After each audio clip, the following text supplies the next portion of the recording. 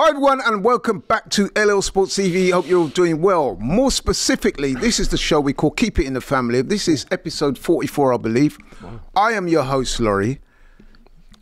Am I in the family? This is my special guest. So I'm in the family now? Qualms. Yeah, of course you're in the family. Oh, man. That's nice, man. That's nice. Now, Kenya couldn't be with us today. She's had to attend to a family matter. But we've got my boy Qualms with the arms. He's in the building. Every time. But I appreciate it. Thank you for having me, man. But yeah, how you doing, bro? Yeah, I'm doing all right. I've calmed down. After the Arsenal game.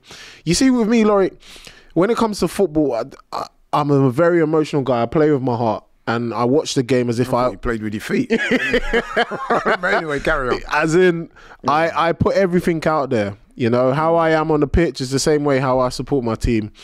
And I love my team.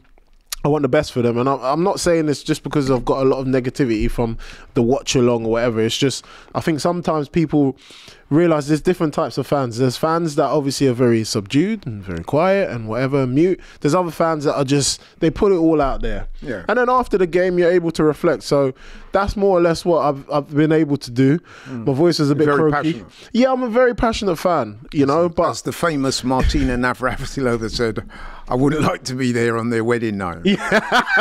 Hey, it'd be a good wedding. I'll tell you that. It'd be a good wedding. Shout out to the missus. Now, that joke may be lost on some people, but hey, it's a family show.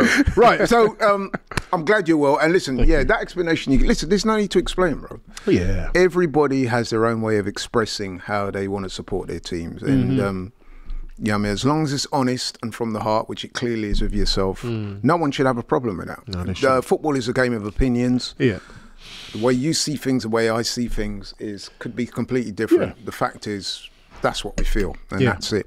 But yeah, without any further ado, today's show then. So at the weekend, Arsenal secured a dramatic and hard-fought 2-1 victory against Newcastle at St James's Park. Come from behind with 2 late goals, one in the 84th minute, courtesy of Mikel Merino, and in the 95th minute, courtesy of Gabriel Magalhaes. The win ended Arsenal's 3-match losing streak at St James's Park. It moves them within 2 points of the league leaders, Liverpool. And I'm going to say, Qualms, that this was more than just 3 points. This win, I feel, is significant. It's a statement win for Arsenal. Yeah. And I say that for a number of reasons.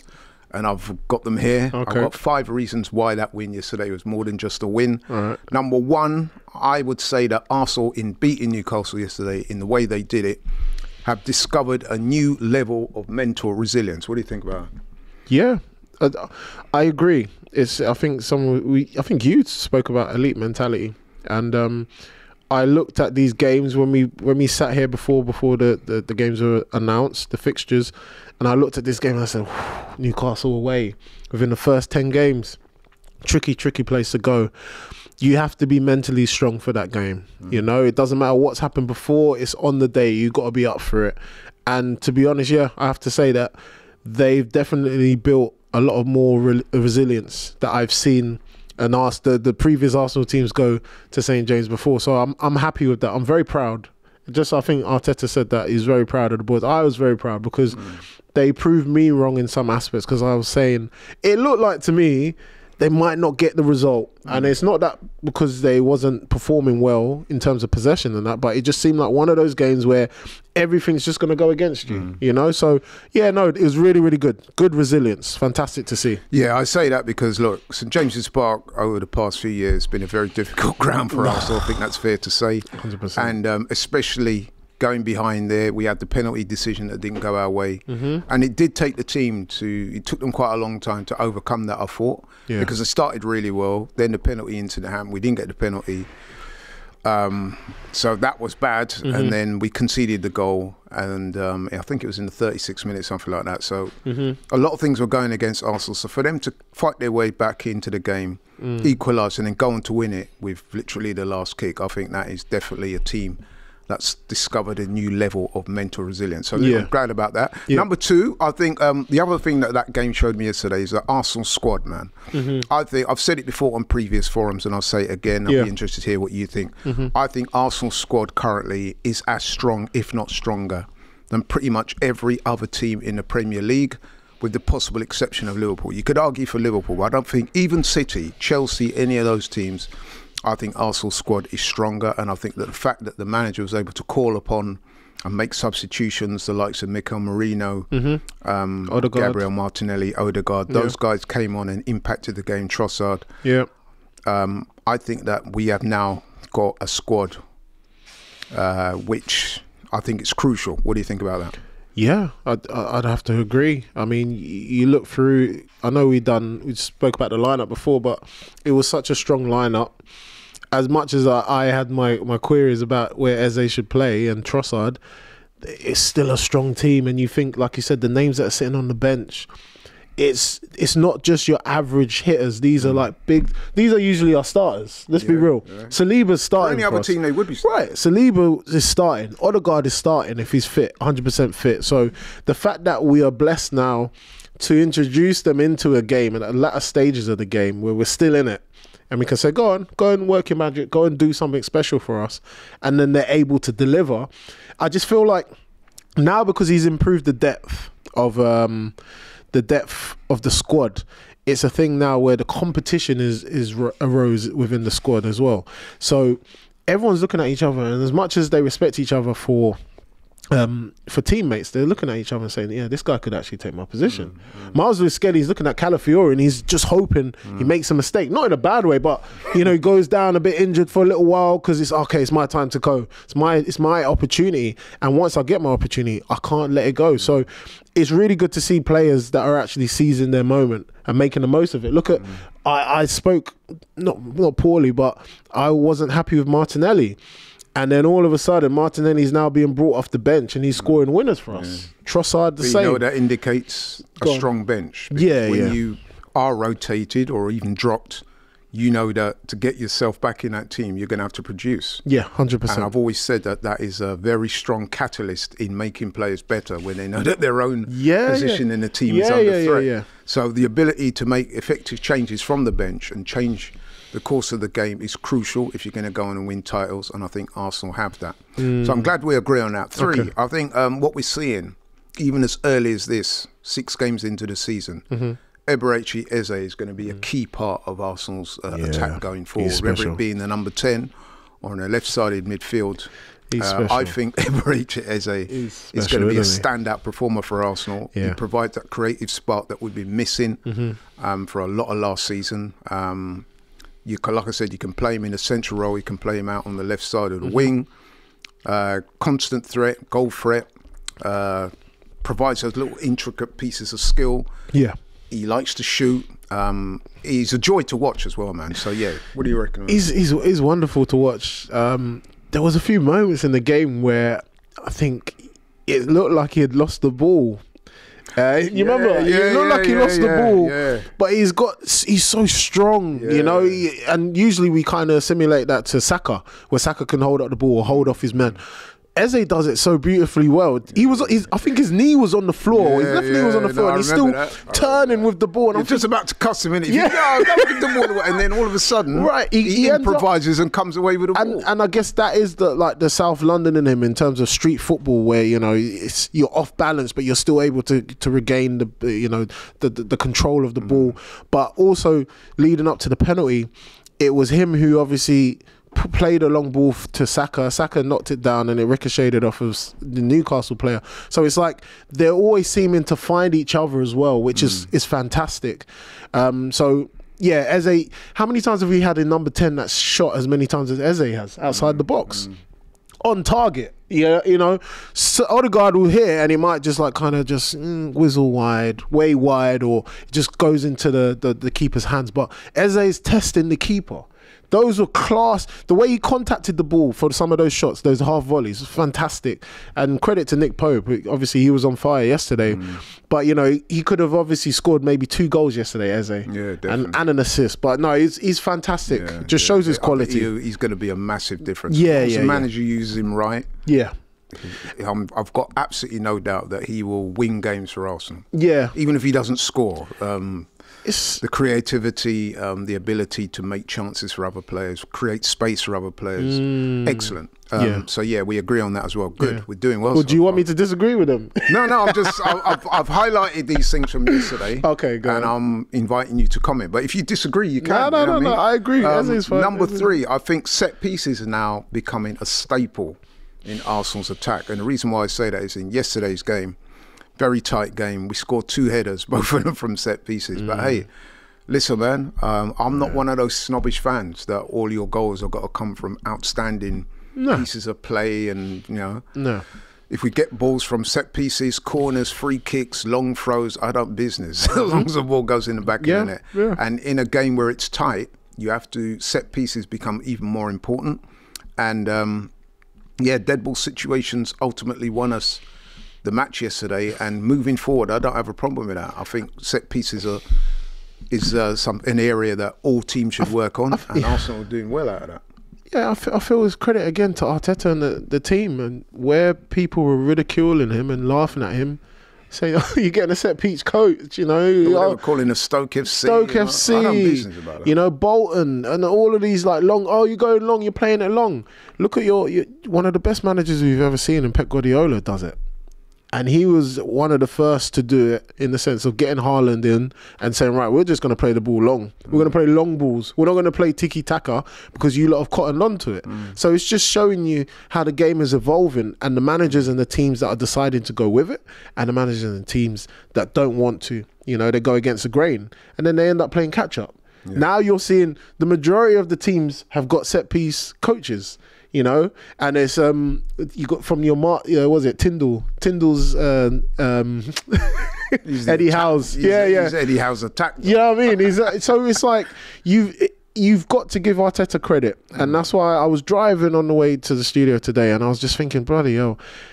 People laughed at him in the documentary. A lot of the things he done, bringing the atmosphere about Anfield, some of the team talks that he does. But there's a reason behind it, and we talk about it. Look what we're talking about: mentality. It's only now people are shedding light on it. It's the psychology of the game. Arsene Wenger brought in the nutrition side, or he contributed very well to the nutrition side of football. Now you're getting the psychological part that plays, and it's like I said, it's the crowd, it's the home and away fixtures.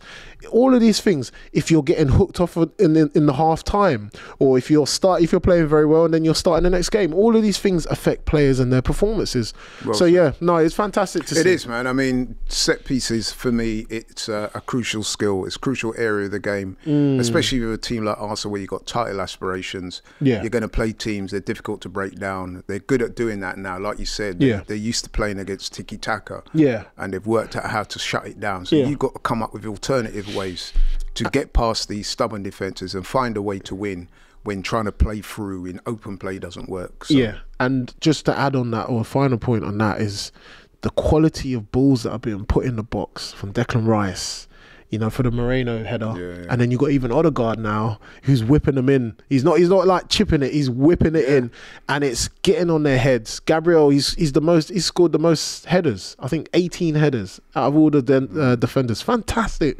He's so dominant in the air, but we've really kind of taken that and we've owned it. To the point where now most opposition, they fear. As soon as they knock it out, you see their body language. They're like, oh my gosh. Well, I saw a stat yesterday. I don't have it in front of me. I should really have brought it. But there is a stat going around that shows that Arsenal over the last year have been by far the most productive in terms of scoring goals 44. From set pieces. Yeah, it was something 44, like that. Yeah. The next highest was something like low 30s. 30, you're right. I should have brought that stat. I'm glad you remember. No, I saw that as well, So that in itself shows that set pieces do work, and that's an area that Arsenal have capitalised on and have done really, really well. And like I said, yesterday's game, which was very tight, we won the game with 2 goals from set pieces. So that tells you in itself. And number 5, we're running out of time, but number 5, I think, without a doubt, what yesterday's game showed is that Arsenal this season are without doubt. Even if you had any doubts before, I think you can say what you want about the style of play and this and that, but I think what that game showed yesterday is that now Arsenal are without doubt genuine title contenders. I mean, to me, it's looking like it could be between us and Liverpool and maybe City, but definitely Arsenal are in it. Yeah. And the ability to win away at a difficult ground like St James's Park, coming from behind with 2 late goals, showing the type of resilience they did. To me, that is the type of thing that champions are made of. At the end of the season, when you look back, you think, we had to come through some tricky moments, Newcastle away, hostile territory, you know what I mean? Real fortress. We were 1-0 down, had a couple of shaky decisions, but we came through and we won. Yeah, it's the season has started not what I imagined. I said that the first few games we got to win. If we want to win the title, we got to win all these games, against your United, your Man Cities, your Liverpools. But they've shown me something different, and it kind of fills me with a lot more hope. And then I look at, now we've got those games out of the way, I'm looking at the next few games. You've got West Ham at home, Fulham away. Crystal Palace will be a very big game, to be honest, because they've done so well so far. Burnley away, Sunderland away. You know, those are winnable games, though. We can do that. And you look at, obviously, with Liverpool, who they've got to play some big. They've got Chelsea, Man United, Brentford, Aston Villa, Man City. So this is where they may drop more points, and then we can gain advantage. And this is something that we didn't do last season. So I'm hoping, again, Arteta seems to have learned a lot from the previous seasons before, and he's acting on it. And I feel like this could be a really big moment for us in the season. I know it's early, people. I'm not getting carried away, but I just feel like this is something different. Please don't let me down, Arsenal. It is but it just feels something different. And like you said, because we've got such a good squad, it's enough people or enough personnel to rotate. It's only ours to lose, in a sense. We should be able to go the distance and push Liverpool 100%. Yeah, I mean, I'm not saying that just by virtue of the game yesterday we're going to go on and win a title. No. What I'm saying. What I am saying is the positives that I took out of that game yesterday are, one, that Arsenal have discovered a new level of mental They're willing resilience. to fight. 2, the squad depth is going to be crucial. 3, the set pieces are becoming a deadly weapon for Arsenal, which we've become very good at using. I spoke about Eze being the creative spark that Arsenal need when games are tight, when oppositions put up stiff resistance. We've got now a player that can unlock those defences, and he's showing that already. Yeah. And 5, like I said, all of that shows me that we're genuine title contenders. So, yeah. But Kwame, yes. Unless you want anything... No. Got anything further to add? No, not at all. It's doing really well. I feel like after those 6 games, I feel like we can go the distance. So, you know, well done to the boys. Well done to Arteta as well. And, yeah, we just got to just keep having faith. Just keep going on. Yeah, I mean, I would say that, finally, that... Let's be honest, man. It's the Premier League, which is why it's such a difficult thing to win. Yes. It's a marathon. It's not a sprint. Yeah. And it's only 6 games. But the reason why I'm saying that after 6 games is because if you remember, at the start of the season, we had the hardest one. First 6 games, I said, "Wow, we got the hardest run up at the start." So now we've negotiated these 6 games. The 5 points I've raised there, I think, are salient points. But I'd love to know what you guys think, man. Do you think we're over-egging the pudding? Do you agree? Do you disagree? Is there anything I missed out? But those are 5 points I took from the game yesterday that myself and Kwame agree with, and we don't always agree. No, we don't. For example, this man was trying to say there was an element of good fortune to the win yesterday, and I absolutely categorically disagree with that. I think we well deserved the win, no doubt about it. Okay, we got the winners late, but hey, man, the game's over when the referee blows the whistle. If you score in the 95th minute or in the 5th minute or in the 1st minute, doesn't matter. Yeah? Yeah, no. I'm glad you're coming around to my way of thinking. I'm just tired. I just don't want to argue no more. I just want us to win. That's exactly, yeah. At the end of the day, that's what it's all about. Yeah. But my boy Kwam's in the building. Yourself. Thank you so much for coming on the show. Thanks for having me. Thank you so much, people, for watching. We are out. Catch you on the next one. Take care.